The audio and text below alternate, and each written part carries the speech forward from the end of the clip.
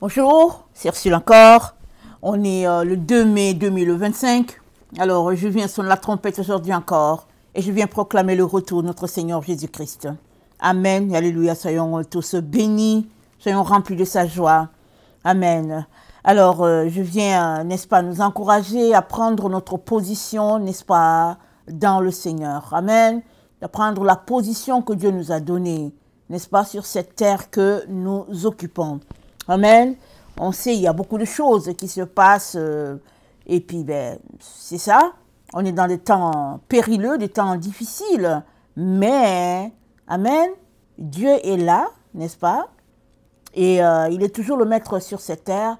Et il est donc important de ne pas se laisser distraire ou de ne pas se laisser intimider ou bien de ne pas se laisser préoccuper par d'autres choses que juste cela, ce que Dieu t'a confié, afin que tu sois ancré, que tu sois pleinement, n'est-ce pas, dans ce que Dieu veut pour toi, afin que l'ennemi ne t'en détourne pas, afin que l'ennemi ne te détourne pas de ce que Dieu a prévu pour toi et qu'il ne te détourne pas du chemin que Dieu a déjà tracé pour toi. Parce qu'il y a un chemin déjà tracé pour toi, aboutissant, n'est-ce pas, à une finalité établie par Dieu.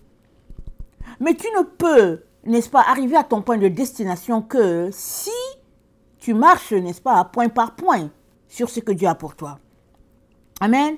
Alors, dans le psaume 115, le verset 16, n'est-ce pas, c'est dit, les cieux sont les cieux de l'Éternel. Mais il a donné la terre au Fils de l'homme. Amen. Les cieux appartiennent à l'Éternel.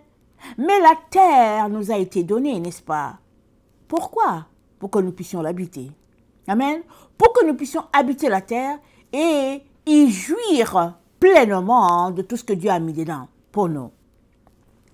Et nous savons que avec l'erreur qui est arrivée, n'est-ce pas, la faute originelle, alors tout a été souillé, si bien que l'homme peine, n'est-ce pas, à trouver, n'est-ce pas, de la joie sur cette terre.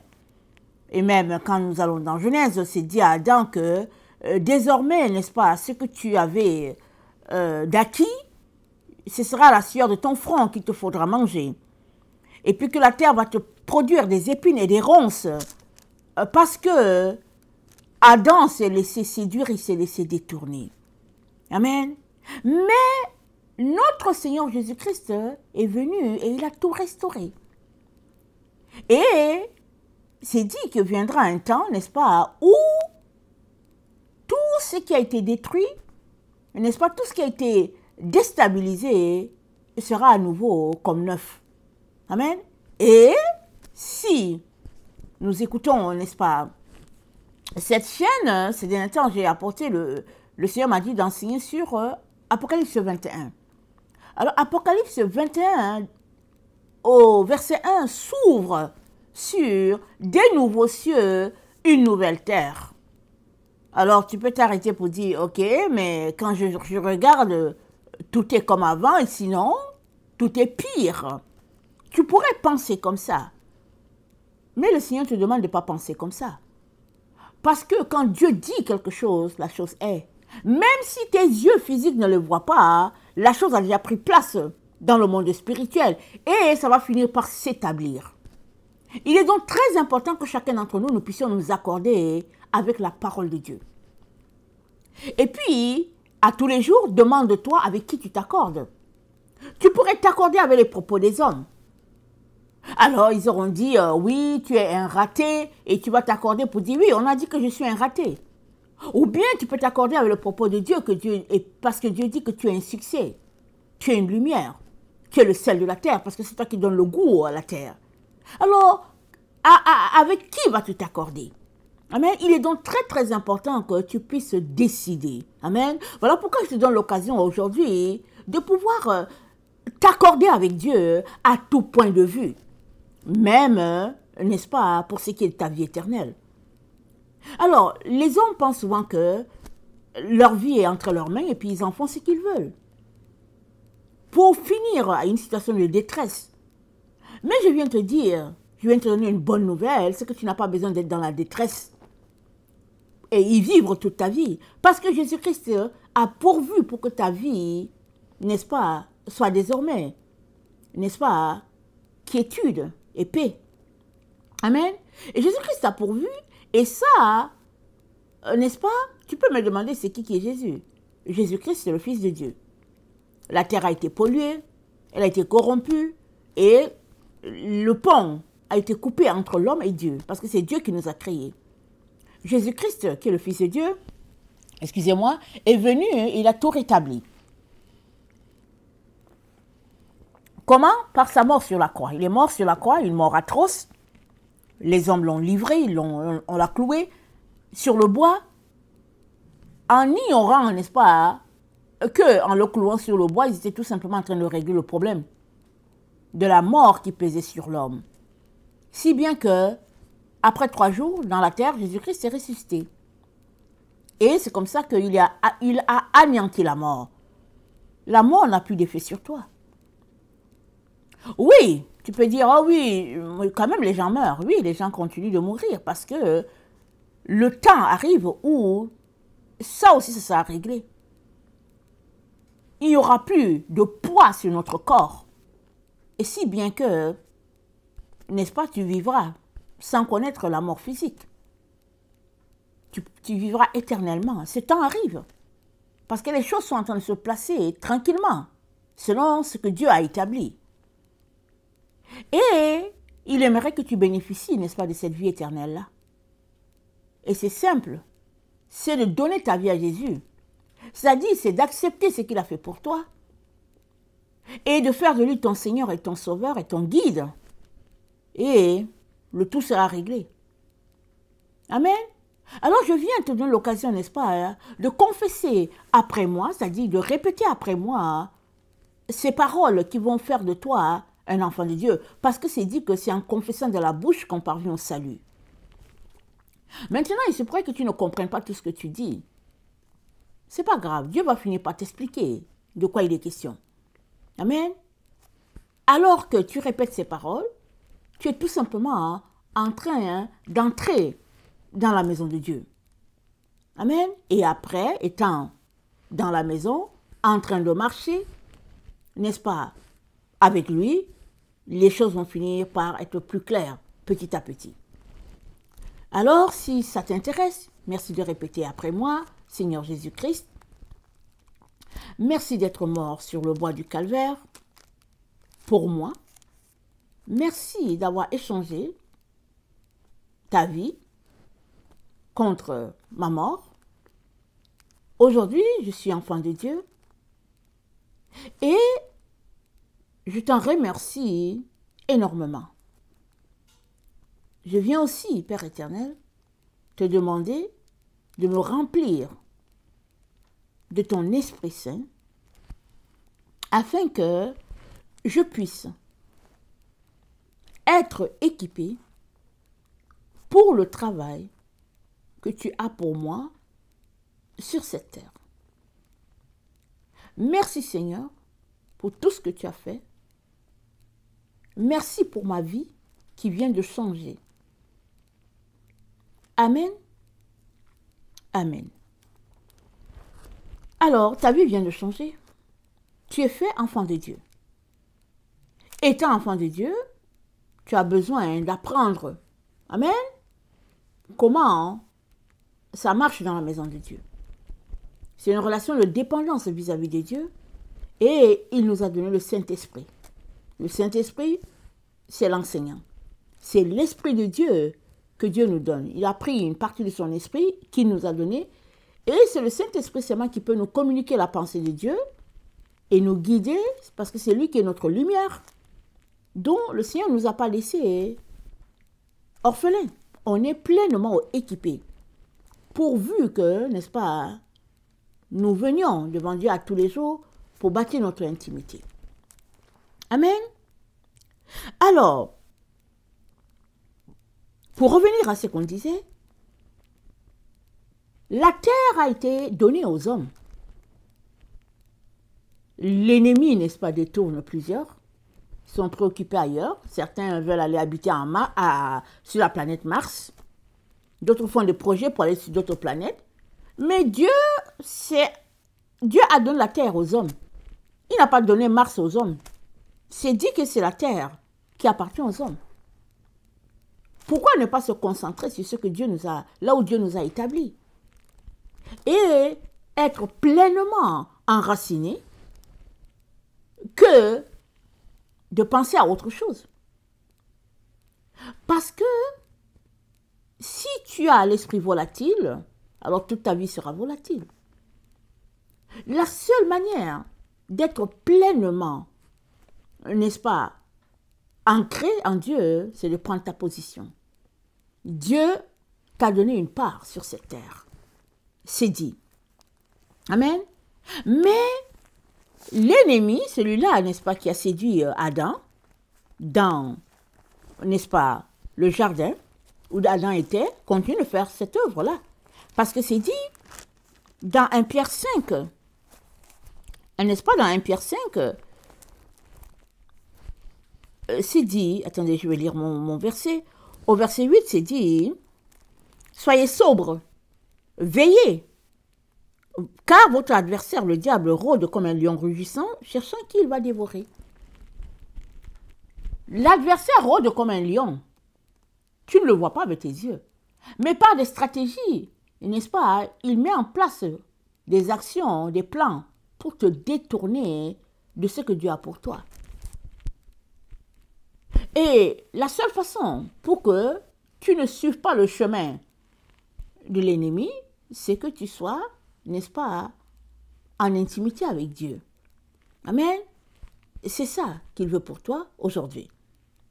Alors, sache que si tu ne le sais pas, tu appartiens à l'Éternel. Tu es la prunelle de son œil. Il veille sur toi seconde après seconde. Il s'assure que tu ne manques de rien. Il veille sur toi. Et si le moment vient pour que tu passes par une école, il va te faire passer par l'école. Malgré tes épreuves, malgré tes pleurs, il va te faire passer par l'école. Pourquoi? Parce qu'il t'aime. Et il veut pour toi le meilleur. Alors, il te fait grandir. Mais ce n'est pas parce que tu es dans les difficultés qu'il faudrait que tu penses échapper à ces difficultés, n'est-ce pas? Et puis, envoyer tes idées ailleurs. Amen. Mais c'est ça que l'ennemi, n'est-ce pas, bâtit dans la vie de plusieurs. Et dans le psaume 24, au verset 1, voilà ce qui est dit. Il est dit, à l'Éternel la terre et ce qu'elle renferme, le monde et ceux qui l'habitent. Amen. À l'Éternel la terre et ceux qu'elle renferme, le monde et ceux qui l'habitent. On habite sur la terre, on est à l'Éternel. Quelle assurance! Amen, quelle assurance! Maintenant, est-ce que nous en profitons? La seule manière de profiter de ce que ce verset-là dit, c'est que nous soyons en accord avec notre Dieu, en train de marcher dans ce qu'il a pour nous. Amen. Et c'est une relation de dépendance, n'est-ce pas, vis-à-vis de notre Dieu. Une relation de confiance aussi. Et dépendre de Dieu demanderait que tu dégages du temps pour venir dans sa présence. L'écouter, et n'est-ce pas, l'aimer, n'est-ce pas, parce que lui, il t'aime déjà. Et alors que tu es là dans sa présence, comme un enfant à côté de son père, à côté de sa mère, qui n'a besoin de rien d'autre que d'être là, alors Dieu va te combler. Amen. Dans le psaume 34, le verset 11, c'est dit, « Les lionceaux éprouvent la disette et la faim, mais ceux qui cherchent l'Éternel ne sont privés d'aucun bien. Venez, mes fils, écoutez-moi, je vous enseignerai la crainte de l'Éternel. Quel est l'homme qui aime la vie, qui désire la prolonger pour jouir du bonheur? Préserve ta langue du mal et tes lèvres des paroles trompeuses. » Donc, aimes-tu la vie? Aimes-tu, n'est-ce pas, la paix, la tranquillité de la vie? J'imagine que tu vas dire oui. Et c'est dit que ceux-là qui cherchent l'Éternel ne sont privés d'aucun bien. Maintenant, tu pourrais dire, ok, mais moi, j'aimerais conduire une grosse voiture. Mon bien à moi, c'est une grosse voiture. Là, ça va demander que tu changes ta mentalité. Parce qu'il se pourrait que toi, tu veuilles une grosse voiture, mais que pour le moment, Dieu veuille juste pour toi un vélo. Ou bien il se pourrait que tu veuilles une grosse voiture, mais que pour le moment, Dieu veuille juste que tu sois sans engin. Parce que c'est mieux pour toi. Parce qu'il est en train de t'aider à grandir, n'est-ce pas, à t'émanciper en lui. Et c'est par petites bouchées, n'est-ce pas, qu'on se rassasie. On ne prend pas tout en un coup. Bouchée par bouchée, on finit, n'est-ce pas, par être rassasié et puis on laisse l'assiette, on dit non, non, ça va, j'en veux plus. C'est à ça que Dieu nous appelle une vie de ce genre. Une vie de confiance, de dépendance, n'est-ce pas, et d'écoute vis-à-vis de notre Dieu. Amen. Alors, on sait que plusieurs veulent se sauver de la terre. Souvent, les difficultés sont telles que on rêve qu'on est en train de s'envoler vers Dieu. Amen. Souvent aussi, on ne rêve pas. On croit tout simplement que c'est le moment de partir. Parce que il y a plusieurs choses que les gens ont fait dire à Dieu. Et que ce n'est pas ça que Dieu a dit. Les gens ont fait dire des choses à Dieu.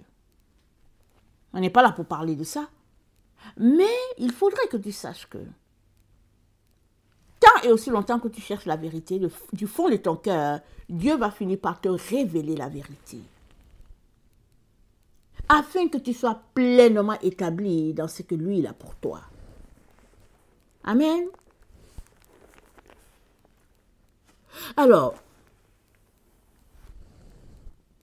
nous sommes sur la terre, n'est-ce pas?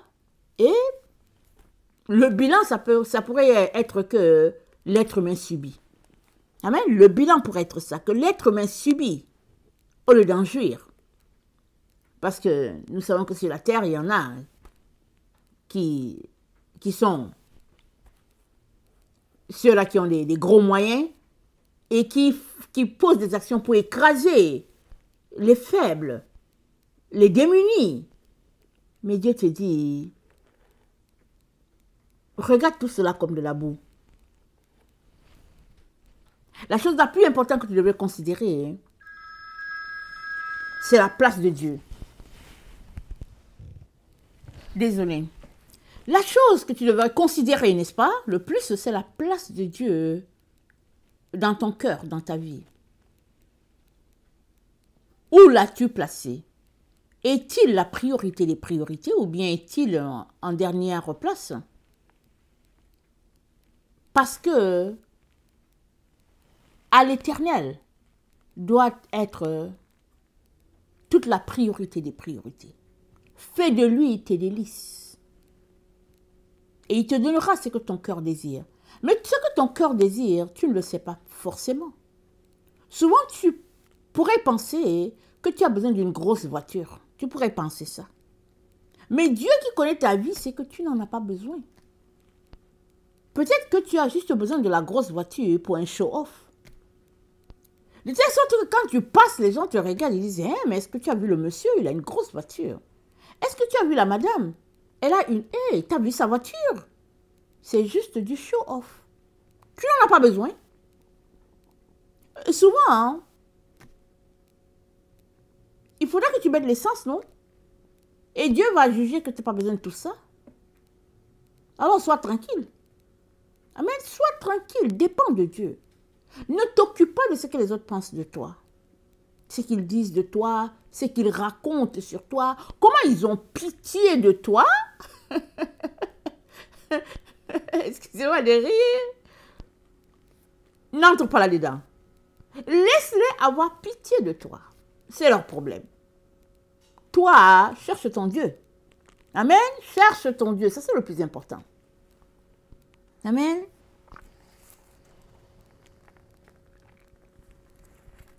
Alors, quel est l'homme qui aime la vie, qui désire la prolonger pour jouir du bonheur? C'est ça qu'on vient de lire, le psaume 34, le verset 13. Si tu es cet homme-là, alors sache que Dieu a pourvu pour que tu aies le bonheur, que tu puisses jouir. Amen. De la vie qu'il t'a donnée. Alors, nous savons que la terre a été corrompue, elle a été pervertie. Et nous sommes dans les temps où Dieu est en train de restaurer toutes choses. Et il aimerait que tu fasses partie, n'est-ce pas, de ceux-là qui sont pleinement établis pour qu'ils puissent te confier plus. Parce que, alors que l'adversité faisait rage, tu as tenu. Amen. Tu as tenu dans l'adversité. Alors, maintenant que lui, il cherche des gens avec qui bâtir, alors, tu feras partie. Amen. Il est arrivé une histoire à Israël. Juda a été déporté. Il s'est retrouvé dans le pays de Babylone. Et il a eu le roi Nebuchadnezzar, il y a eu le roi Belshazzar, il y a eu le roi Darius.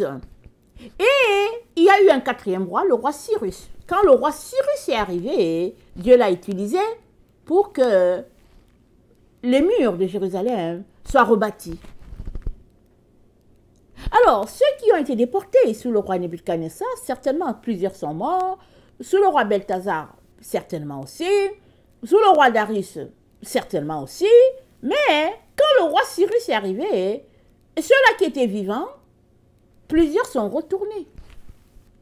Plusieurs ont participé à rebâtir les murs. Amen. Parce que Dieu avait déclaré que viendrait un temps où les murs seront remontés, seront rebâtis. Et ceux-là aussi, quand bien même ils ont bâti les murs, ils sont aussi morts. Parce que les temps n'étaient pas encore accomplis pour que Dieu réalise sa promesse. Et Jésus-Christ est venu par la suite, ça fait partie de la promesse de Dieu. Et petit à petit, voilà, nous sommes 2000 ans passés, depuis que Jésus-Christ est venu sur la terre. Et nous sommes dans les temps où il revient, où il va établir son règne sur la terre. Quand? On ne sait pas. Mais toujours est-il que on devrait toujours se préparer. Si bien que si ça arrive dans notre temps, ok,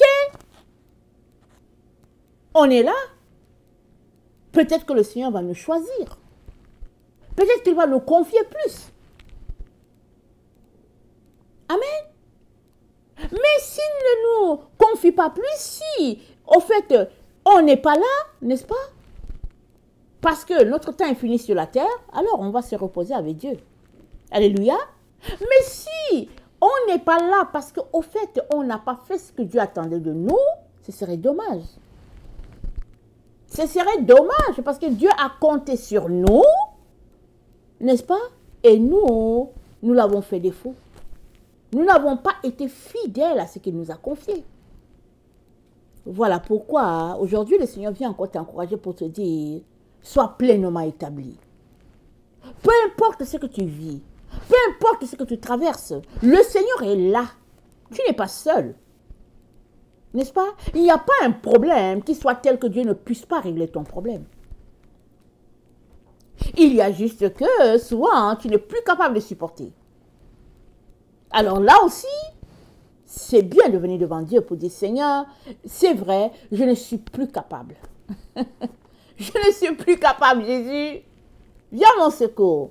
Il va venir, il va te donner de l'eau. Il va te dire, attends encore. Amen, il va dire, attends encore. Et il va te fortifier pour que tu attendes encore. Amen. Parce que c'est ça qu'est notre Dieu. Un Dieu qui réconforte. Un Dieu qui console.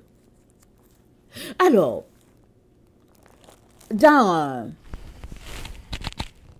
le psaume 81, le verset 9 à 12, n'est-ce pas? Voilà ce que notre Dieu dit. Le psaume 81, le verset 9.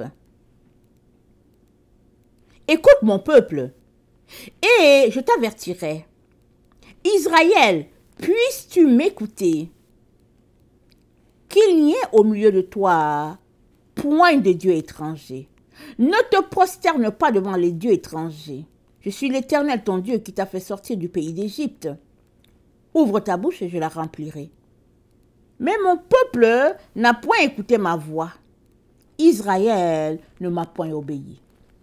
Tu peux mettre ton nom à la place d'Israël. Alors Dieu nous dit, il dit, écoute mon peuple. Amen. Écoute, je t'avertis. Je te parle comme un père. Écoute-moi. Ôte les dieux d'étrangers du milieu de toi. Tu pourrais dire, je n'ai pas de Dieu étranger, j'adore le seul Dieu. Oui, tu peux dire ça. Mais le Dieu peut être dans ton cœur. Ton Dieu là, qui oppose le vrai Dieu, ça peut être dans ton cœur. Ça peut être tellement que tu aimes les Legos, que tout ce que tu veux, c'est bâtir tes Legos. Le Dieu étranger dans ton cœur, il se pourrait que ce soit juste l'amusement. Alors tu te lèves chaque jour, tu te demandes dans quelle station tu irais pour faire du bateau, pour faire de la planche. Ça dit, ça peut être tout, ça peut être, n'est-ce pas, des jeux en ligne. Ça peut être que c'est les vêtements. Tu te lèves et puis tu te demandes dans quel magasin tu irais pour faire ton lèche-vitrine. Tu peux mettre les noms que tu veux, n'est-ce pas, dans toutes ces choses-là qui prennent la place de ton Dieu. Amen. Mais Dieu te dit, amen, qu'il n'y ait point de Dieu étranger au milieu de toi. C'est-à-dire qu'il n'y ait rien entre eux qui se mette entre Dieu et toi. Que ta relation avec Dieu soit clean. Et ça, n'est-ce pas, c'est au jour le jour qu'on peut faire ça. Tu peux venir aujourd'hui pour dire, ok, moi, je ne vois pas de Dieu dans ma vie. Mais, passant le temps avec le Seigneur, il se pourrait que tu te rendes compte que le Dieu qui est dans ta vie, au fait, c'est ton orgueil. Ou bien le Dieu qui est dans ta vie, n'est-ce pas, c'est peut-être la paresse. Tu veux juste te paresser et dormir, et puis pour dire, laissez-moi tranquille, et puis tu es là, tu te prélasses. À ne rien faire. Il y a des gens comme ça, ils veulent ça. Mais le Seigneur te dit, peu importe ce Dieu-là, n'est-ce pas? Dieu est capable de le terrasser pour toi. Pourvu que tu viennes à Dieu avec ton problème, Dieu va t'aider à dominer, n'est-ce pas, sur ceux qui t'écrasent et à te libérer pleinement. Donc, laisse les autres penser ce qu'ils veulent penser. Amen. Laisse-les. N'est-ce pas? Parce que vous n'êtes pas appelés à aller au même endroit ensemble. Ou bien au même moment. Il se pourrait que c'est à toi d'arriver là, à cet endroit, avant eux, et après, ils vont venir. Souvent, on est pris, n'est-ce pas, dans des situations qui nous empêchent de continuer notre chemin. Or, le Seigneur te dit, doter de toi tout ce qui te distrait, et c'est considéré comme des dieux. Amen. C'est considéré comme des dieux. Souvent même, le temps qu'on passe, n'est-ce pas, à apprendre des instruments pour louer le Seigneur est tel que finalement, on n'a plus le temps avec Dieu. On est tellement concentré parce qu'on veut apprendre tellement l'instrument que, voilà, on est fatigué à la fin, on n'a pas le temps de Dieu. Mais il se pourrait que Dieu ait prévu que tu apprennes cet instrument, mais peut-être beaucoup plus tard. Mais que pour le moment, ce que tu as besoin, c'est de passer le temps avec ton Seigneur. Même si le projet d'apprendre ton instrument est un projet louable, il se pourrait que ce n'est plus le temps pour cela. Et que le temps, c'est plus tard. Mais ce n'est qu'en écoutant Dieu que tu sauras quel est le bon timing pour certaines choses. Amen. Alors, dans Éphésiens 1, le verset 9, c'est dit, Dieu nous a fait connaître le mystère de sa volonté, le dessein bienveillant qu'il a d'avance arrêté en lui-même pour mener les temps à leur accomplissement, réunir l'univers entier sous un seul chef, le Christ, ce qui est dans les cieux et ce qui est sur la terre. C'est-à-dire que Dieu a prévu dans son plan de tout réunir, n'est-ce pas, sous l'autorité de Christ. C'est ça que Dieu a prévu. Il n'a pas prévu autre chose. Et au verset 11, c'est dit, en Christ, nous avons reçu notre part, suivant le projet de celui qui mène tout au gré de sa volonté. Tu as reçu ta part en Christ. Tout est en Jésus. Mais quand est-ce qu'il va te communiquer cela? Mais c'est si tu viens dans sa présence, il va te le communiquer. Et il y a des choses qu'il ne peut pas te communiquer maintenant. Peut-être parce que tu n'es pas assez mature. Il va le faire plus tard. Ou bien tu es mature, mais dans son plan à lui, c'est que tu puisses connaître ces choses-là beaucoup plus tard. Alors il ne va pas te le dire. Amen. Parce qu'il nous a créés pour des œuvres qu'on est appelé à faire.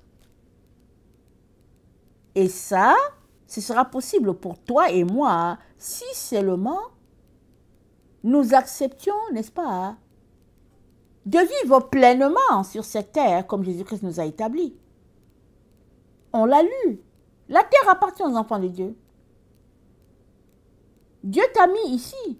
Il ne t'a pas mis sur la planète Mars. Pourquoi passes-tu ton temps à penser à autre chose en dehors de la terre? Pourquoi passes-tu ton temps à penser à autre chose en dehors de Dieu? Amen. Ce sont des questions, n'est-ce pas, qui servent d'exemple. La seule manière pour toi et moi, n'est-ce pas, de saisir ce que Dieu a pour nous, c'est que nous choisissions de nous connecter à lui. Amen. Nous choisissons de nous connecter à lui.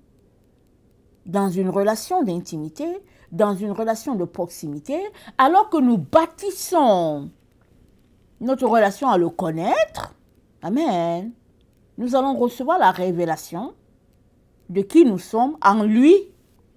Dieu nous connaît. Il nous connaît très bien. C'est toi qui ne te connais pas.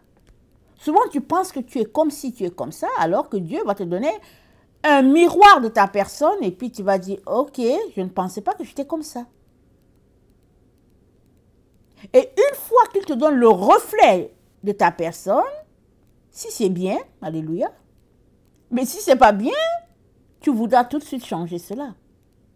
Voilà pourquoi c'est dit que il y en a qui regardent leur visage comme dans un miroir et qui s'en vont sans le changer. Ça, c'est dans Jacques.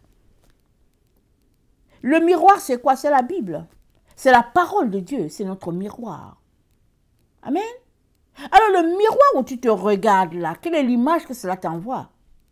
Si le miroir où tu te regardes, ce sont les choses du monde, alors il se pourrait que tu sois carrément erroné. Mais si tu te regardes dans le miroir de Dieu qui est sa parole, la parole va te dire exactement qui tu es et ce que Dieu attend de toi. Et ce n'est que comme ça que tu pourras changer les choses qui sont à changer et tu pourras établir les choses qui sont à être établies. Amen. Alors, c'est en Christ que nous avons reçu notre part. Éphésiens 1, le verset 11. C'est dit en lui aussi, nous avons reçu notre part, suivant le projet de celui qui mène tout au gré de sa volonté. Nous avons été prédestinés pour être à la louange de sa gloire, ceux qui ont d'avance espéré dans le Christ. En lui encore, nous avons entendu la parole de vérité, l'évangile qui vous sauve.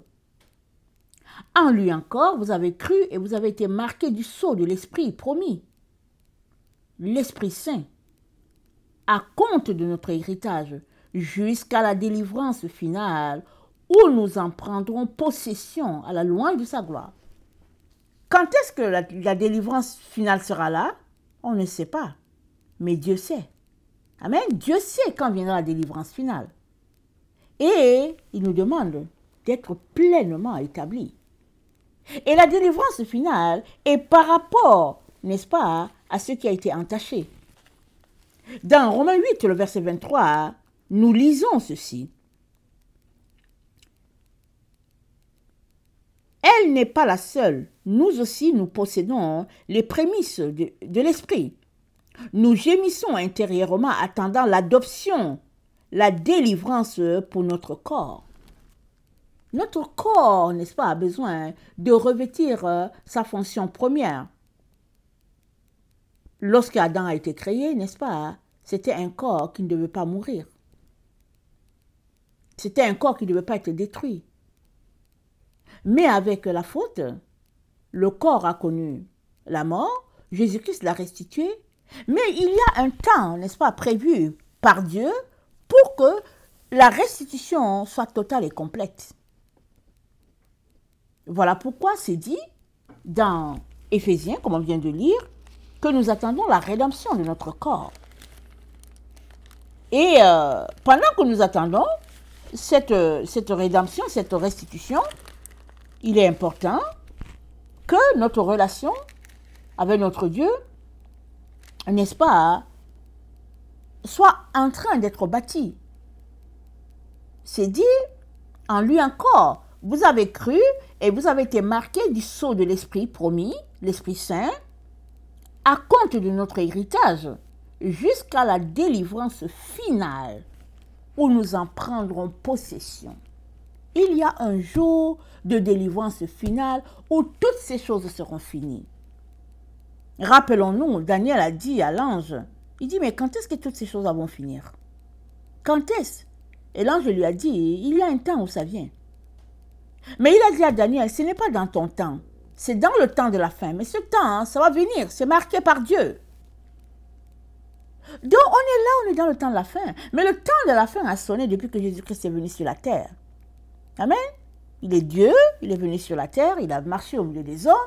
Et sa venue sur la terre marque le point du départ du temps de la fin. N'est-ce pas? Et ce temps de la fin va connaître un sommet, un pic, où ça sera le moment, ça sera l'année, ça sera le jour, ça sera l'heure. C'est Dieu qui sait tout ça. Toi et moi, ce que nous sommes appelés à faire, c'est de dépendre de Dieu, de lui faire confiance. S'il nous dit d'aller à gauche, allons-y. S'il nous dit de rester là, reste là. Si tu dis va à droite, avance. Ne conteste pas, parce que Dieu a de bons projets pour toi, des projets d'avenir, des projets de paix, pas pour te détruire, mais pour nous construire et nous établir pleinement dans ce qu'il a pour nous. Amen. Ne nous décourageons pas, n'est-ce pas? Venons devant lui avec nos préoccupations, crions-lui à l'aide. Il ne veut que nous aider. Et tranquillement, on va finir, n'est-ce pas, par réaliser tout ce qu'il a pour nous. À notre étonnement, à notre réjouissance, n'est-ce pas? On sera très content. Mais d'ici là, faisons-lui confiance. Amen. Que le Seigneur bénisse sa parole et que, n'est-ce pas, notre joie soit totale en lui. Amen. Alléluia.